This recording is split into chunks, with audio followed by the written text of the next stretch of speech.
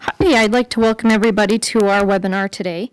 I'm Story Powell with the Utah Assistive Technology program, and I'll be your moderator today. Our training today is GoBabyGo, Power Mobility for Young Children with Disabilities. The training is made possible by the Utah Assistive Technology program.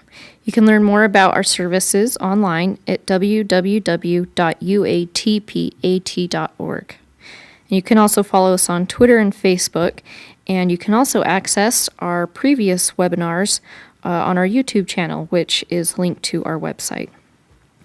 Now I'd like to introduce our presenter and training topic. Kids just want to have fun, and GoBabyGo wants to make sure that all kids have that opportunity.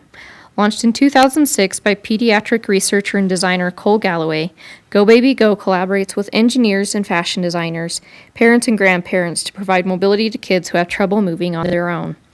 Was started as custom robot-driven devices and then later developed into modifying off-the-shelf toy race cars, GoBabyGo provides mobility for children with crawling and walking problems, empowering them to be part of the action at home, in the daycare center, and on the playground. Our presenter today is Kevin Christensen. He graduated from the University of Utah in 2013 with a master's in Occupational Therapy. Currently, he works at the Utah Center for Assistive Technology as an occupational therapist and assistive technology specialist. UCAT has been leading the way on the GoBabyGo project for Utah. Kevin primarily specializes in adapted driving, seating and positioning, and workstation ergonomic assessments. And we'll now turn the time over for presentation from Kevin. Great. Thank you, Story. All right, so the title of my PowerPoint today is How to Convert a Power Toy Car into a Mobility Device to Promote Play, Exploration, and Socialization. Quite a long title, but yeah, like Story said with the GoBabyGo, there's been some neat things happening, and I've been fortunate to be with UCAT and to kind of experience some of that and use some of my OT skills, and I'm hoping today that I can get you some exposure to that and then see if maybe that'd be something that you want to do for a client of yours or possibly a child of yours. So let's dive right on in. This slide here, so like Story said, I'm from the Utah Center for Assistive Technology, not to be confused with the UATP. We are different, same state, do a lot of the same services, and we work closely together. But I want to explain a little bit about what UCAT does. I've been with UCAT since I graduated about 19 months ago. Very talented people there. They do amazing things. I don't know how I got so lucky, but I'll kind of introduce to what we do and then some of the team members that you might meet if you come in and see us. So the first and most important thing that I want to express about UCAT is that our services are free. We're funded through the state of Utah. So anyone that comes in and consults with us or needs us to convert or modify a device, those services are free. However, the equipment that we may be modifying is not. So we can create, or I should say we can modify some of the equipment. So like the vehicles that we're talking about, taking a commercially available car and then modifying it to fit somebody. We can take that equipment that's been purchased, either by the client, the consumer, or by a grant, and then modify that, use some of our equipment in our shop to then make that fit that client. We can also make one-of-a-kind, unique devices that help people to be more independent. So we ourselves are not a funding source. We can't provide equipment for you for free or get stuff for you. But we can direct you to foundations like the UATP or other foundations that have grants that you can then apply for those grants, send you towards those. Once you get that equipment, come back, consult with us, and we can convert it or modify it. We've got some experience down in our shop really working and making some unique options. Lastly, we also have a loaner library. So we have a bunch of equipment, a lot of iPads, mounts, wheelchair accessories. We try to keep it stocked with some of the latest and greatest technology devices that clients can try out for 30 days. And that allows them to see, is this something that I should purchase or try to get a grant for? That way they've got those 30 days to justify it or justify spending their own money on it. So those are some of the great things that we get to do over there at UCAT. So on the bottom left there, we have our web domain and our Facebook page. You might be able to see it. It's kind of in the light blue. Visit us, give us a call. At the end, I also have a page with some of our contact information. So some of the UCAT team members worth noting today and who have been a big part of this converting the toy cars is Kevin John. In this picture on the right there, you can see he's in the top left in the back. He was our shop specialist a couple of months ago. He moved up to director, but for the past several years has been a big part of converting these cars, getting the clientele, figuring out how the wiring works, and then working with the other people on the team to get the seating done. Ed Whiting, he's in the top right-hand corner. He is the newest shop specialist, so he works down in the shop with all our specialized tools and does most of the conversions. He's a recreational therapist who's got a lot of years working with assistive technology and is a great member of the team. And then me on the bottom right, I'm the occupational therapist. I work primarily with the seating and positioning. I've figured out the wiring, so bear with me today. That's going to be the biggest kind of struggle and kind of the hardest thing to explain, but I hope that I can present it in a way that will make sense to anybody, because I've recently learned it, so hopefully I can be a good teacher coming from that.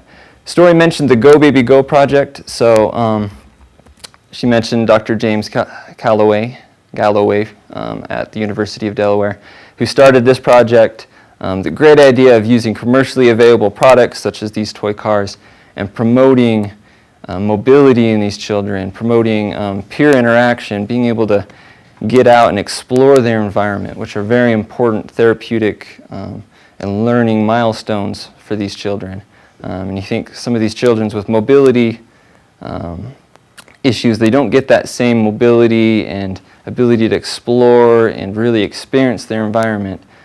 And for a couple of $100, we can take one of these power wheelchair or power cars and basically turn it into a low-tech, simple power wheelchair and make them be able to access their environment. I've got some videos at the end, hopefully I can show you, of some of the conversions that we've done and just really see how it affects these kids and kind of the change that you can see and how much they really enjoy it.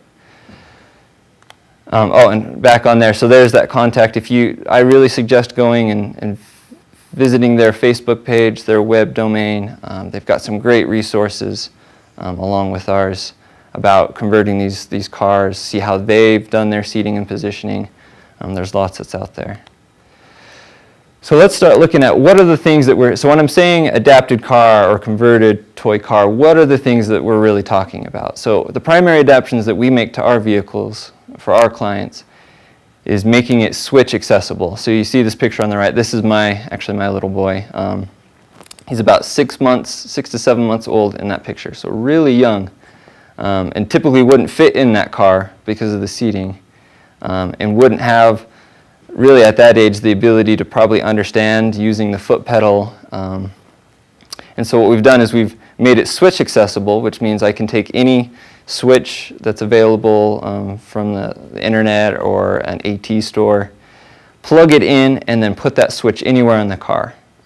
Right there, most times we put it on the steering wheel, but you can put it so the kid could hit it with his head, elbow, any body part, whatever you want to be able to have that kid hit that switch. You've just basically moved the factory switch, replaced that, and moved it with a switch of your own. And there's different types of switches, and we'll go over that in a little bit. Then the modified seating that we do for it. So, and this one, we made it for really, really little guys. So we just put in a car seat and just kind of gutted the factory seat and made this squish and fit in there, but it gives him tons of support. He's able to then reach and not have to worry about having core strength or being supported or support his own body weight and be able to go. And then you can't see on this picture, but in the back we often put a kill switch. This is just a cord with a plug that you can just pull on that cord. It unplugs from the back, and that kills the car and keeps the child from, bumping into a wall or going off a curb if they're outside, doing all that sort of stuff. Primarily today I'm going to focus on the first two. If you want a kill switch, you can come in and talk to us and get some more information about that. So the type of cars that typically that are out there, you've got your 6-volt vehicles and your 12-volt vehicles. As you can see on the left there, the 6-volt, typically smaller. They're going to be a little bit slower, one single person. On the right, much bigger. The seating can usually be a little bit higher, meant for bigger kids. And as you can see on here, I'm going to break down what are the different things we're looking at, because one of the first steps you'll need to be doing if you're wanting to use this or convert one of these cars for a client or for your kid or whoever it is what's the appropriate car? Should I get a 6-volt? Should I get a 12-volt? And a lot of times that's the first questions that parents, because they're out there looking. So I've broken it down in here and what we look at when we're looking at a 6-volt and why one would be more appropriate for one over the other. So one of the great things about a 6-volt is they're super easy to convert and rewire. I'll show you later. It's just cutting 2 or 3 wires, seeing which ones make the motor go, and then wiring that to a switch. Compared to the 12-volt, really simple to convert. Their acceleration is typically slower, so the kid's not going to get whiplash, especially if they've got poor trunk and stability issues. They're not going to be being thrown all over the place compared to like a 12-volt. The speed is lower, and because the speed's lower, they're able to go, they're able to ride the cars indoor or outdoor. If they're indoor with the 6-volt and they run into a wall, they're not going to cause damage to the car or themselves or the house, typically. Downsides, though, to a 6-volt, single rider, it's a single speed, and usually don't have reverse, and the seating space is typically smaller. You've got less to work with, which can then impact the size of the kid. So, if your kid's already almost about to outgrow the seating in a 6-volt, you may have less time after you've done all that conversion to actually have that kid use that vehicle. So then the 12-volt, kind of the flip-flop to it. Obviously the 12-volt typically have double riders, so side-by-side seat. That's great, especially if you're trying to promote peer play. You could convert that vehicle, have one child steering and the other child with the switch, and they're working together to make that car work. So that's a great option on there. It does have the ability to go high and low, so toggling the speed back and forth, has reverse, and obviously the large the seating space. Downside, and the biggest one, I have it highlighted there in red, is it's much harder to wire. You're dealing with bigger batteries. So 6-volt is referring to the 6-volt battery that the 6-volt cars use. When you go up to 12-volt, you're dealing with a bigger battery, more volts, more amps, all that electrical lingo that I'm not super clear on. But you're using basically the same kind of battery that you're using in your car. So if you don't wire something right, you can burn up your electrical system, start fires, have big problems. So you've got to be really cautious when you're doing the wiring on here that you've got it right in a safe way. The downside, and we put these as downside, is the fast acceleration and high speeds. If we get to the videos, you'll see how that can be a downside. Sometimes they're so fast that they'll actually knock the kid off of the switch that they're touching. So they'll go to press it, and then it accelerates so fast that their hands come off just enough that it stops, and so then they get this kind of jerking back and forth, and it just causes problems. And typically you're not going to want to use a 12-volt car because of that higher speed and acceleration, not inside. They're going to be running over stuff, climbing up the walls, popping wheelies when they're running over stuff. And it's more expensive. The vehicles just cost more, and so that can be a downside to it. So once you've kind of decided, all right, do I want 6-volt, 12-volt, the first thing you're going to look at is the seating and positioning, because if you decided, okay, I want to do a 6-volt car because I think that the slower acceleration and it's going to be great, you also need to look at, okay, well, how is the child going to sit in it? How much seating and positioning support does the child need? If not a lot, then you've got greater options. If they're going to need a lot of support, you're really going to need to make sure that the vehicle that you're looking at is going to support them. So up here I have the evaluation and solutions. So things that we will always evaluate, and then kind of the solutions that we found that we typically have to do. So anytime you're evaluating seating and positioning, any therapist will tell you you have to start proximal to distal, or from the core, working from the hips out to the limbs. And the reason for that is you really need to have core stability and that core positioning to then effectively have upper extremity or lower extremity movement.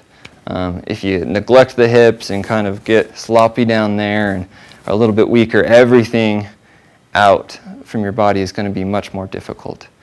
So we'll sit the kid in, we'll look, okay, how do they sit? How are their hips? What do they look like? All these cars have just a little bit different. I mean, when they're building these things, I don't know what they're thinking with the seating. Some are just flat, some that way slouched down. I mean, these are typically built for typical kids, kids that aren't going to have issues with being able to have that posture, good seating. And so if the seat's a little funky, a little 3-4-year-old's not going to care. He's still going to be able to use the vehicle. So you've got to look at, okay, when they sit down in there, how are their lips looking, or hips? Are they angled too far forward, too far back? Are they slouching? Do they have a hard time really getting comfortable in there? And some of the solutions, so if you look right over to the right, the solutions, a lot of foam. We use foam almost on every vehicle that we convert. So just building up the sides, building up the back, putting those hips in a position where they need to be. Using Dysum, if you've never heard of that, it's just a thin sheet of plastic that is non-slip, so you can put that down on the seat, and then that kind of can prevent them slouching down into it, or using harnesses to kind of do a 3-point or even a 5-point to support the hips and the trunk. So once you move from the hips, go up to the trunk, moving again distally or out towards the limbs. What is their tone? I mean, are they slouched forward? Is their body kind of brought forward, brought back? And then how are you going to support that? A lot of times we use lateral wedges, back supports. Some people have even used the equipment that they have on a wheelchair. So we're thinking about this. The seating that they're going to have in these modified vehicles will probably be similar to what they have if they're in a stroller or a wheelchair. So if they have a 5-point harness in their wheelchair, because that's the support they need as they're being pushed around in that or in the stroller, probably what we'll be looking at for one of these vehicles. So we can mimic that and how much lateral allowance they need. Do they have that lateral, once they get the hips, are they secure with those lateral movements and all that?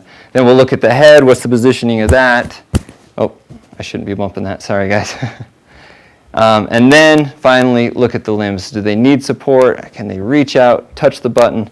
If you put it on the steering wheel, can they reach that? Or are you going to have to put it somewhere that's more in their range? Some kids can't reach out to the steering wheel just because they don't have, no matter what we do with supporting proximally, they just can't get those arms out there because of that tone. So we can put it in their lap or somewhere where they can still work and reach, but still do it. It's just the just right challenge for them. Makes them work. It's still therapeutic, but it's not beyond their reach and making them frustrated. And then slowly with the switch that we're putting on here, you can move it in different positions, work so it eventually can go on the steering wheel or wherever you want it to be. So that's kind of, when we look at seating and positioning, that's our thought, that's where we start, that's where we end. Just some advice of if you're looking at and you sit them down and it's all kind of just going crazy, start with the hips and move out and see if that doesn't help. So in that, I want to kind of give a most recommended car. So a car that we find that fits most kids quite well. And that's the VW Beetle Bug. It comes in pink for Pink Barbie, VW Bug, or the blue Hot Wheels for, if they don't want pink, if they want blue, whatever they want. And if you can see that bottom picture, kind of the top-down view, you can just see how much space this vehicle actually has. She is a pretty little girl, but I mean, we've got 3 or 4 inches of foam really pushing her up, so you can only imagine how far back that seat goes, Lots of room for her to grow and to be able to grow over the years. So she, could maybe have this car for 2-3 years. That's plenty of time for her to beat it up and kind of get her mileage out of it. So we find the VW Beetlebug one of our favorites. If you can, I would go, if you're looking at modifying something, go to a store, try out a bunch of different vehicles. See what they're going to fit in. Test the acceleration. How fast does that little car accelerate? And one of the great things about this little bug is it does not accelerate very fast at all. It's kind of slow, but it gets up to a nice speed. They can bang around in things and it's not going to hurt anything. Also, that side door opens, so if you're working on a kid that kind of is working on crawling and they want to be more independent using this, instead of having to pick them up and put them in, maybe they can eventually learn on opening that door and crawling in and being more independent using this device. So go look at the stores, but if you can't, there's nobody around that sells these cars where you're at. By far our most recommended for the younger riders is the VW Bug. All right, so now we're going to move into, we've decided what car we want. We've looked at positioning. We think that it's going to work. Now we want to convert our vehicle or redo the wiring. And I've got to kind of warn you or kind of give a disclaimer, because anytime you cut into your car's electrical system, it's at your own risk and you're going to void its warranty. So as soon as you make that first cut, anything that would normally be covered under the warranty is completely void, and it's all you. You got to be careful when you're working with batteries. It can be even more dangerous than the electricity in your house. So just be super, super careful that you're unplugging it when you can, and definitely before you're cutting and doing all that. So just be cautious. And then each car is a little bit different. I can show you what we've typically found and what has worked for us, but I can't guarantee that the new cars that are coming out are going to be wired the same. We believe that they will be, but really it's at your own risk, and I can't promise that it will work. Great thing is if you try this experiment, you try it out, you watch this video, you want to go and do it, I feel like I've given you enough information. You try it, and for some reason you just can't get it to work. If you live in Utah, come stop by, make an appointment at UCAT, and we can help you. I definitely think that 6 volts are going to be doable for most people. 12 volts, I would always recommend coming in, unless you're an electrical engineer or know somebody that's really smart with that sort of stuff. I would bring all your 12 volts into us, just for the safety. So that's the warning, danger, danger, you've been warned. So when we're looking at what are the tools and materials that we need to modify these cars. So the tools, not a whole lot. You're going to need the wire strippers, obviously, to cut and to strip the wire, a soldering iron to reconnect, a voltmeter.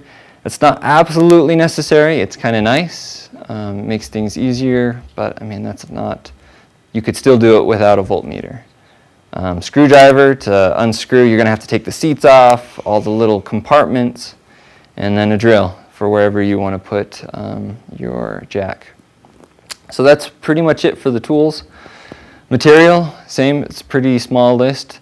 The gauge wire that matches your vehicle. So on here we have 18 gauge for 6 volt and 14 gauge for 12 volt.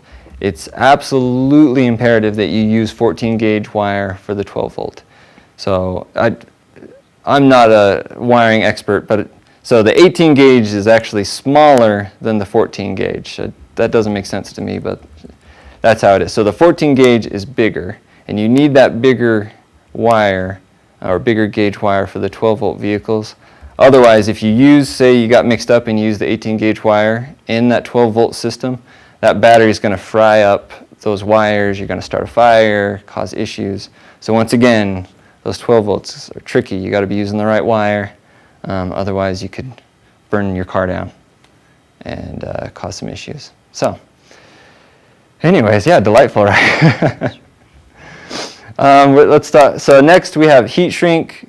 That's just fancy electrical tape. It's just something that we can put over the wires, heat it up, makes it waterproof. But electrical tape, you can use that as well. For seating materials, we use a plastic called ABS to make some of the extended backs or build onto the plastic that's already on there. Wood would work if you're really good with wood. I mean, whatever material you want to use to build up the seats is great. ABS is just a nice fancy plastic that you can heat up with a heat gun or a torch. It'll bend to the whatever angle or mold that you want, and then once you take that heat away, it'll stay in that position. Leaving it out in like a hot car isn't going to get it quite hot enough to bend or break, so it's a great moldable plastic. Foam, we love that foam. Use it all over the place. Different thicknesses, density, you can play around. Webbing, so the nice thing having a sewing machine in a workshop where I'm at, I can build custom straps. I've gotten really creative at doing just weird different things, but webbing and buckles are always something that we end up using. And the last three things you'll need is obviously a switch. And so right after this slide, I'll show you the different switches that we have and some that are out there. A 1/8 inch mono jack and the solder and wiring nuts to put your wires together. So let's talk about the different switches. So I've got some switches on here on this table that we use. So in a lot of our videos you'll see this, it's the big red switch. It's just got that jack right there that'll fit in a 1/8 inch mono jack. And it's just a simple big button wherever they touch on here. It activates that switch, sends that signal into here, and closes that loop. I like this because it's so big, you can change these out for different colors. Really easy for kids to spot and see and visualize and know, okay, I'm touching that big red thing or that big red button, and then I go. However, the downside to these is they're probably one of the more expensive. You can get these through AbleNet, and they're well over $100. So just one switch can cost you almost as much as you're going to spend on one of your cars. I mean, you can buy foot pedals that are out there. They're a little bit different. We've even used the pedals if you've ever played Rock Band. That's the same kind of switch, same concept. So you can use foot pedals if you want to use a little bit different one that you can then mount into different positions. The sky's the limit. So this is a switch, but with the client, all they have to do is just rock forwards and back. And so when I rock forward, it activates the switch, or if I rock back, again, that activates the switch. So switch isn't always a kind of an up and down, pressing down a button. You can really play around with what activates that switch. We've got some with different designs. So this is one that has a dog on it. So if they really like animals, you can help motivate them to, touch the dog's nose. They can touch that, and then that activates the switch. And these are going to be probably even more expensive than the big red switch.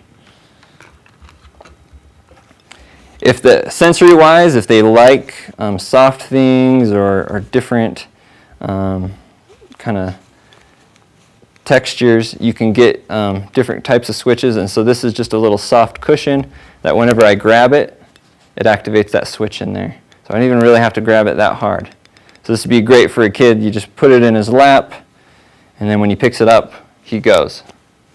And you can just grab onto it.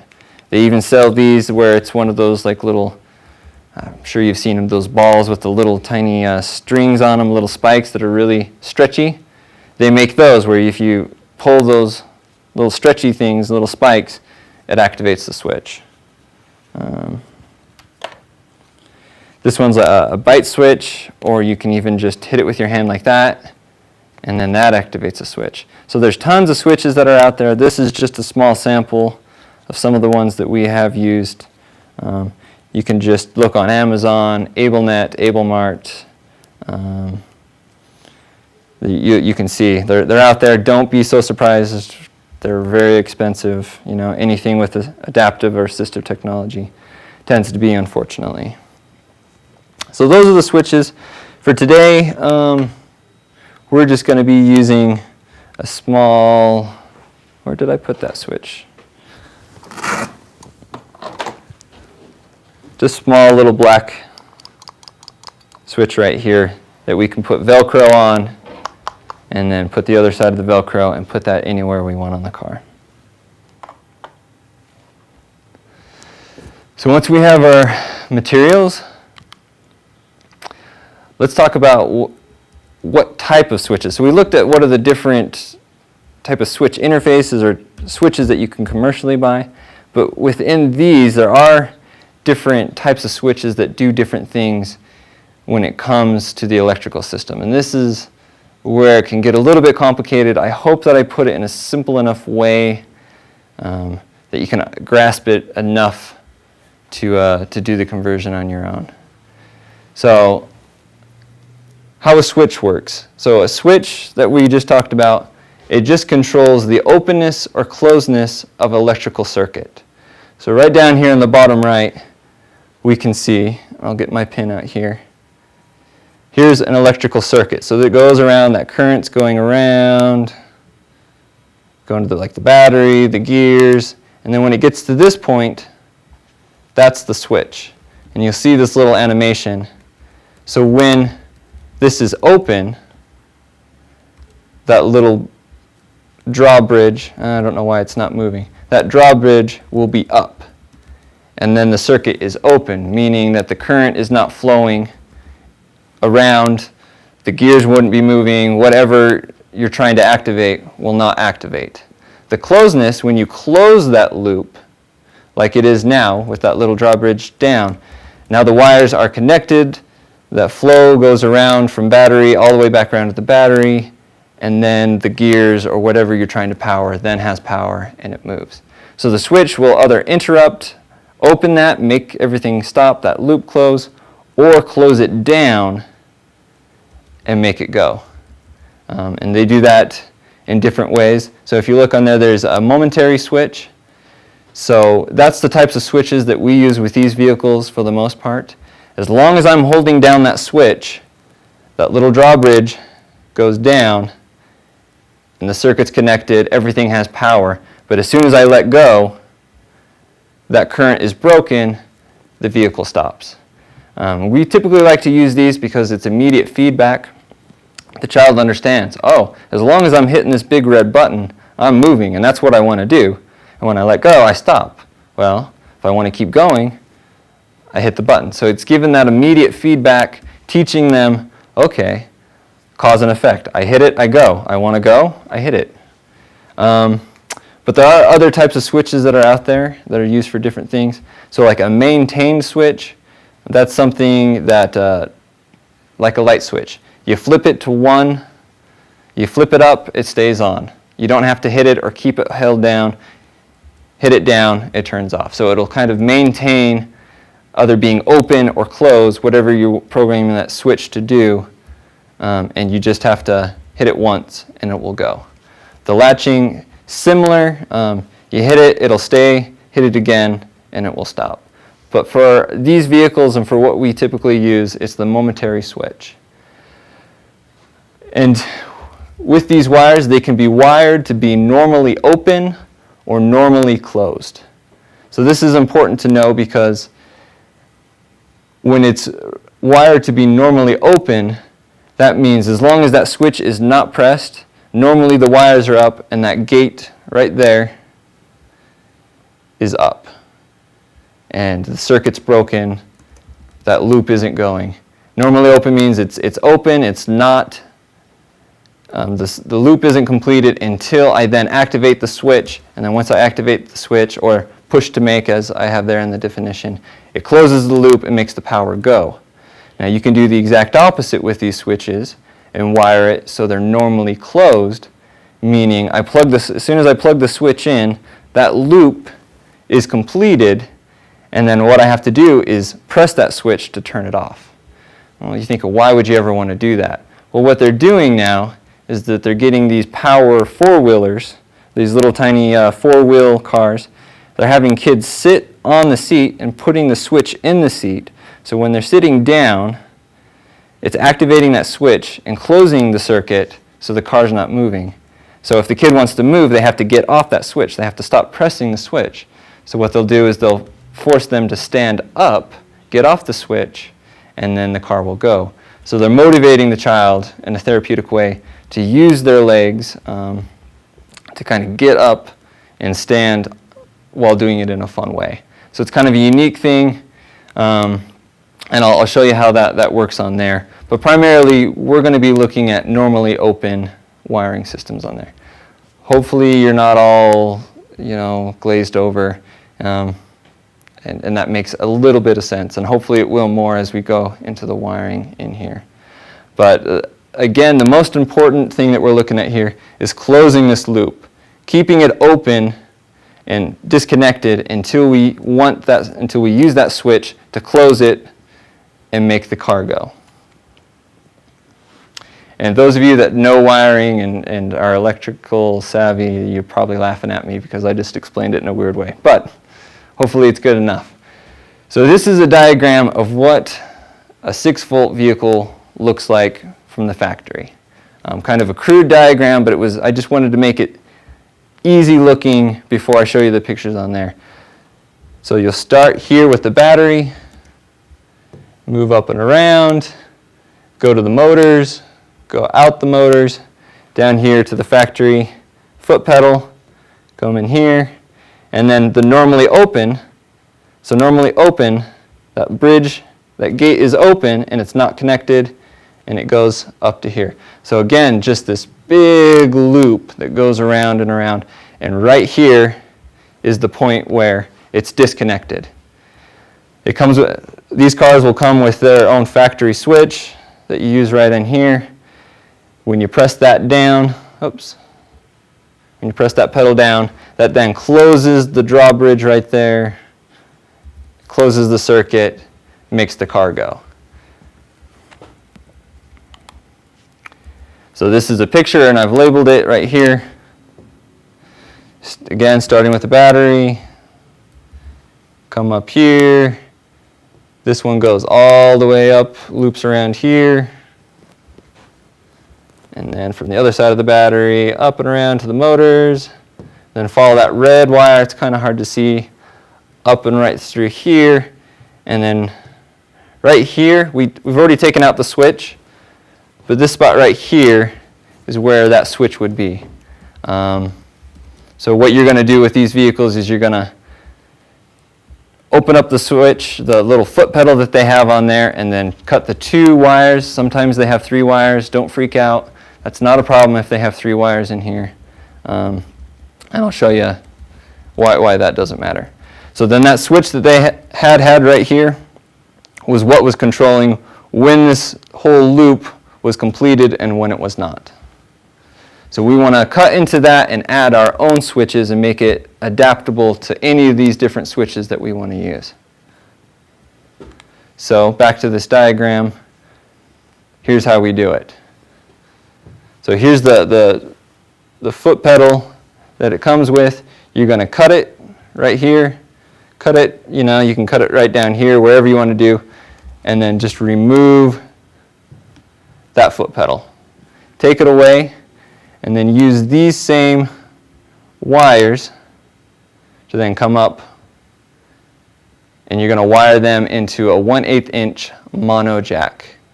And then once you get that jack wired up, you can plug in here any of the different switches that you want.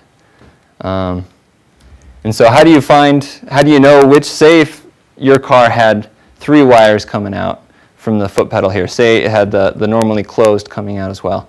Well, it's not really a problem because you're just looking for the 2 wires right here and here that are going to close that loop. So if we can, let's zoom up over to here on this vehicle. So this is that same pictured vehicle we have right in here. I do have it connected to the battery, so the loop is good until we get to this point. So even if I had 3 wires, And I did have an extra wire lying around, oh, right here. So if there was 3 wires that normally had come up to the switch right here, I touch these 2 together, nothing happens. Again, I use this wire, nothing happens. So I know that this wire is not going to do anything. But then when I hit these 2 together, that makes the car go. So when you're right here, when you've cut out that pedal, whatever 2 wires complete that circuit, that's the 2 you want to work with. And it doesn't matter about that other one. You can just cut it, cap it, get rid of it. It's not important. On the 6-volt cars at least. So once we've determined, we've seen those 2 wires right there. Now we have to put in our jack. So right here, these are the 2 wires that we were just talking about. We need to then wire them up here to the mono jack, so that can then lead all the way up here to our switch, or which one we're going to put in there. So if we can go over here to the document scanner, I'll show you what one of these jacks look like. Are we good? Yes. Okay. So this is just a blown up image of one of those jacks right there.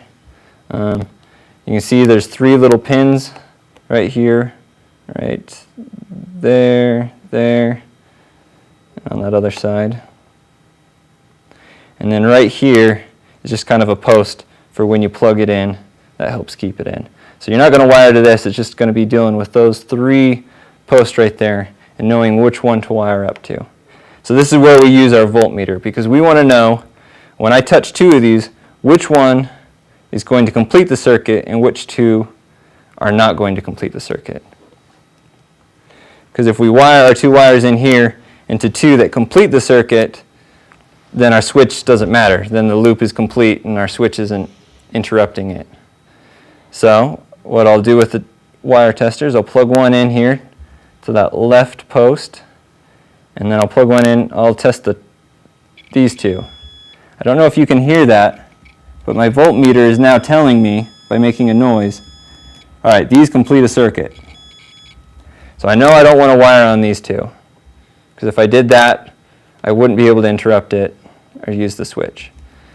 So when I plug these into the left and right, nothing happens. So I know that these are the 2 that I want to use. Now you can, if I plug it into here, again, that's not going to do anything. But from trial and error and kind of working it out, we found that on these mono jacks, it's always the left and right that you want to do. If you were to wire it like this, it wouldn't work. I could go into details and try to explain it. I'm not going to. But you're going to want to work with the left and right. And so I'll show you how that works. So let's say I plugged in my jack right here. Oops.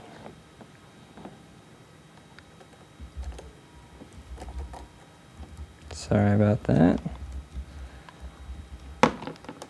Okay.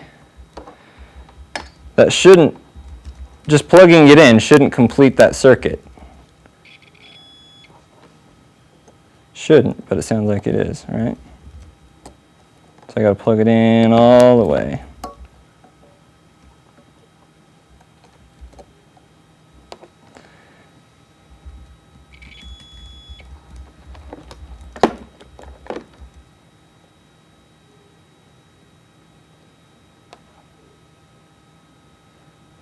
So unless it's making contact some other way. So really what it should be happening is when I touch these 2 posts, oh, let me make sure it's in the, when I touch these 2 posts, the loop isn't completed. Now if I touch these 2 posts and then hit my switch, that switch is then completing that electrical loop and making the car go, and then when I let go, it stops. So right here I'll show you one that we've wired up, and then we'll pan back out to the vehicle and I'll show you how that is. So we just wired one wire to the left post, one wire to the right post. You can then drill into your dashboard, put this out here, and because that's where your jack will go. That's right, I was putting the jack in the wrong place. That's why it didn't work.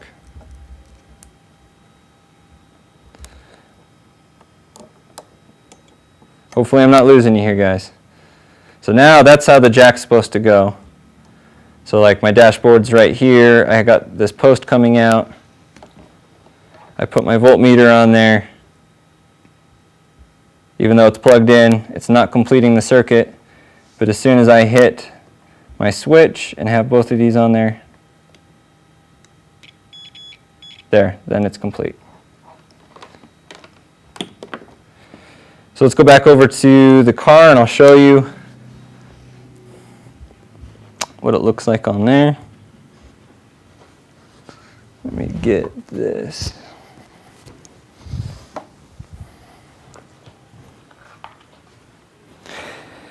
So on here we're going to put this jack inside. I mean, we can put them on the dashboard right here, wherever we want to run this wire, and it's easy for us. We just run that jack, drill a hole, put it in there, and then loop the wires back in there and tuck it away. We don't have to do that, but what I will do is grab some wire nuts, because we're not going to make this permanent. Disconnect the battery.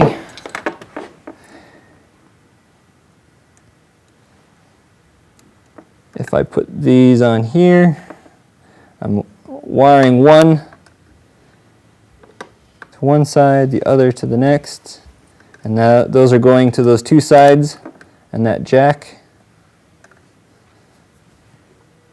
Quickly put these nuts on.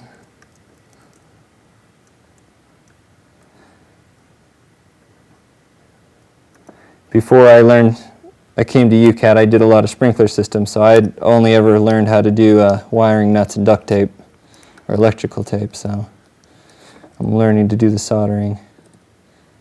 Okay. I've used these one too many times.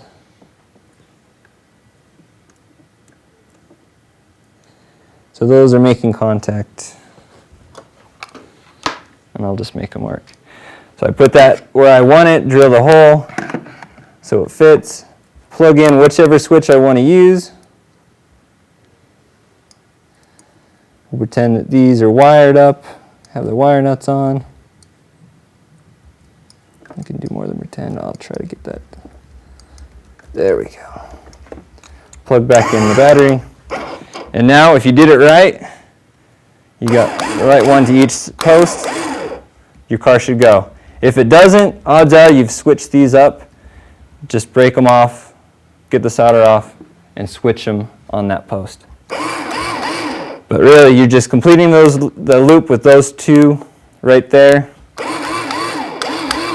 And then with that switch, you're making it so you can plug in any switch, or that jack right there, you can plug in any switch. That's how we do it. Believe it or not, that's fairly simple compared to the 12 volt. And I hope that was enough explanation. If not, and you're really excited and you really want to do this, you're always welcome to come make an appointment with us, and I can help you walk you through it. Especially if I miss something in here. You can refer back to these diagrams. I tried to make it as simple and as user-friendly as possible, but that's coming from somebody that has been doing it for a little while, so I'm sure you'll let me know if there's any questions out there. So that's the 6-volt wiring. Now let's step over. I'm going to talk quickly about the 12-volt factory wiring. So looking at this, you might say, oh, well, it's not too more complicated. I mean, you've got the 3 wires, right there, right there. It doesn't look like it's too complicated. Well, because again, you're working with 12-volt batteries now, it's not going to be. And I'll show you here in the next slide. So on our vehicle that we have on here, again, we're making a loop. You're starting the battery. You come up here to the gearbox, and the motors, come back around here. There's your pedal that kind of interrupts it, comes right back down here. So again, basically a big loop with the switch here to interrupt and be able to turn it on and off. However, this is the diagram for rewiring a 12-volt vehicle. Because you have that larger battery, you've got to find some way to still loop all this, and I'm not going to draw in here because it'll just make it more confusing, but looping this electrical current all the way through without burning up your wires that you're adding and without burning up your jack and your switch. If you were to do the same conversion that we did last time and just kind of cut this out and then rewire this up to a new jack, come up here and go blah, blah, blah, up there, you would burn out your switch, you would fry your wires. Believe me, we tried. And it'll ruin your car and you'll have a real bad day. So let me go ahead and erase. So what we have to do to make this all work is we have to use an amp relay. Really simply, an amp relay, what that allows it does is it uses a magnet to kind of separate and use a switch to separate that current. So we can still use this jack right here, come up to the relay, and come out to here, but the current gets dissipated over in here in this amp relay. That's kind of a real crude, simple way of explaining it, but that's why we have to wire all these wires right here, here, here, and here. Have to wire around and go around that amp relay. You get a lot of different wires, it gets very confusing. If you mess just one up, you can then be spending hours and hours of backtracking trying to figure out what happened. If you're feeling really lucky and like you're wire savvy, you can use this diagram and give it a shot. If it goes haywire, make an appointment with us. We'd be happy to help. Excuse me. But the 1/8 inch mono jack, that's still the same, going to work with any of these switches. You just got to get that amp relay in there and figure out how all the wiring is going to go without blowing it up and making it go crazy. So, and again, we're looking at, we're cutting and capping the never closed or normally closed using the normally open and the common right here to complete that circuit with the jack that we're going to be putting in. So, I want to show you kind of what that looks like here on one of our cars. So this is that same car up there. As you can see, a lot more different wires. It gets crazy. Right here is that 40 amp relay that we have. You've got to have the connections for it. You can see, I mean, a normal 1 or 2 wires that's coming out, we've had to add quite a few different wires, all on that larger 14 gauge. I want to make sure I'm saying that right, 14 gauge wire. Running that, and then as you can see from that picture, you can't. It just becomes a bundle of wires and a mess, and can get really confusing. So I guess what I'm trying to say is I advise that you come in and have us do your 12 volts unless you're feeling really lucky and good. So that kind of wraps it up for the wiring. I really hope that I made it simple enough and didn't over or under explain any of that. If you have questions, I've got my contact at the end. Shoot me an email. I'm available and happy to help. We've got some time here, I think, to really quickly go over some videos that kind of show the impact and the different seating options that we've done. So again, that's our favorite car right there, and this is that little gal. The different shots and views with her out of it right there on the left. Real simple, we just cut out a foam, a shape that fit. We did that backrest with the ABS plastic and just built up from the seat that was already there and made it work for her. And as you can see on the bottom there, she was able to access the switch and just go. Again, the picture of my child, Can't get enough of him. And then on the right is the first picture that we got for this gal. It's going to be the first video that we're going to show in here, and this is one more of the in-depth seating that we did. So let's go ahead and play that video. I can show Terry my boss. She loves She's like, woo! Come on, first accident. You can see in here, they've got that raised back. She's going to crash right here. You see how slow that car's moving? And she hits into the wall, doesn't cause any damage to the car. She's fine, didn't lunge her forward. She's excited about that. And she's still good to go. I ran into the wall. The dad's having to help her here. Put her hand up on there. You kind of hear them. They have to do a stretch out right here.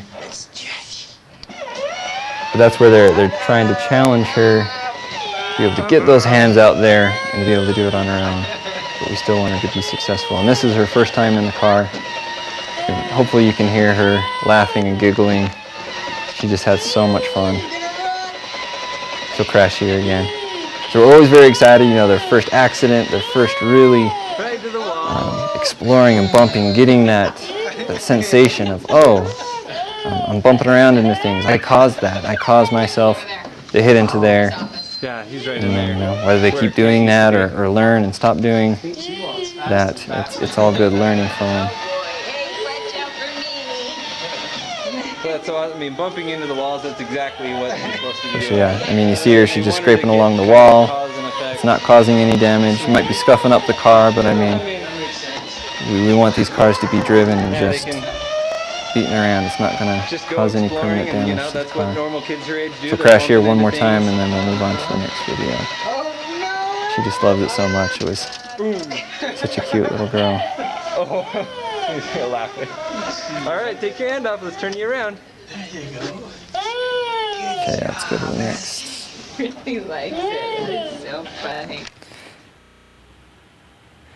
This is one of the ones that we have on our Facebook page.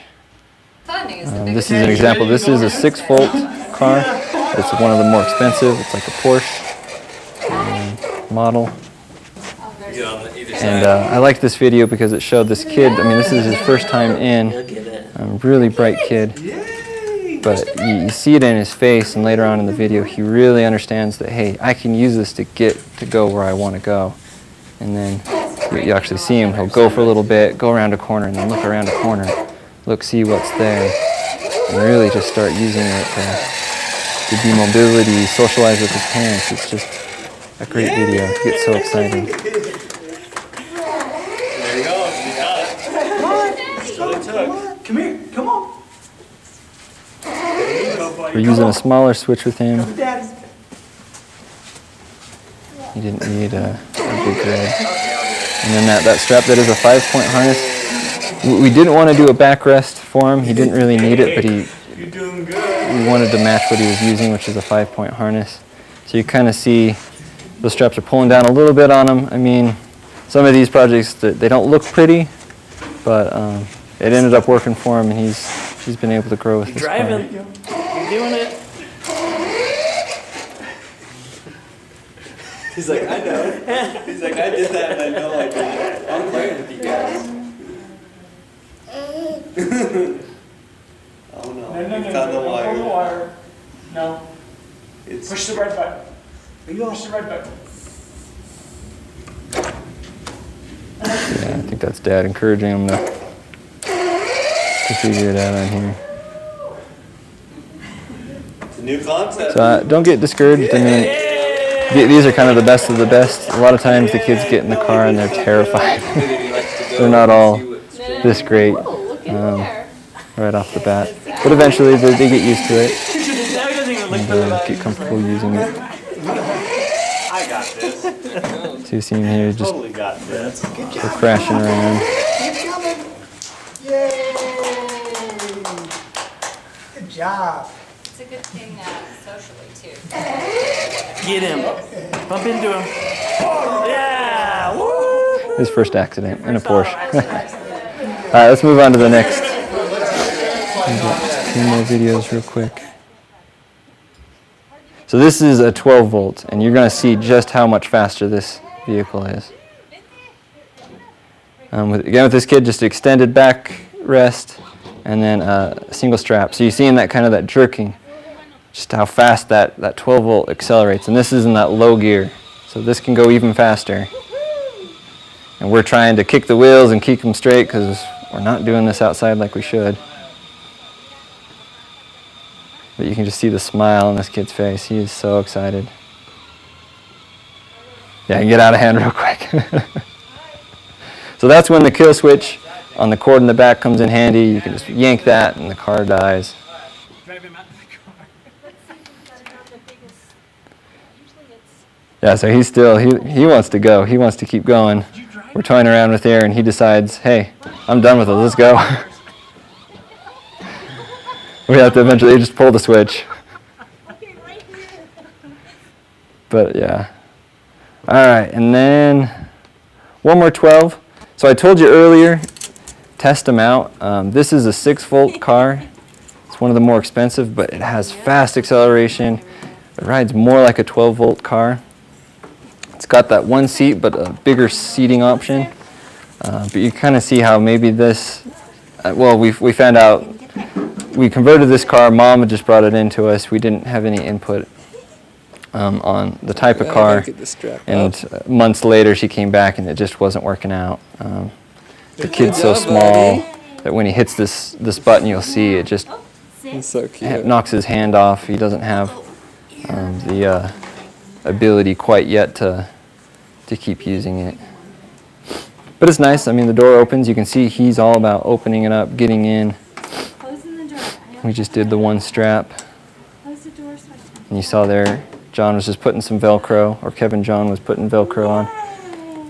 Again, we put them mostly on the steering wheel, but that could go anywhere where you can put Velcro.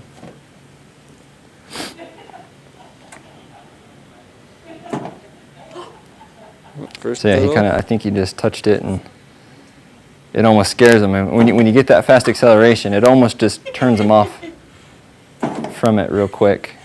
And then they get scared. And no kid Here you kind of wants go. that jerking motion. It's not as smooth. You look back at that Got bug some with the gusto. big red switch, how much smoother that was.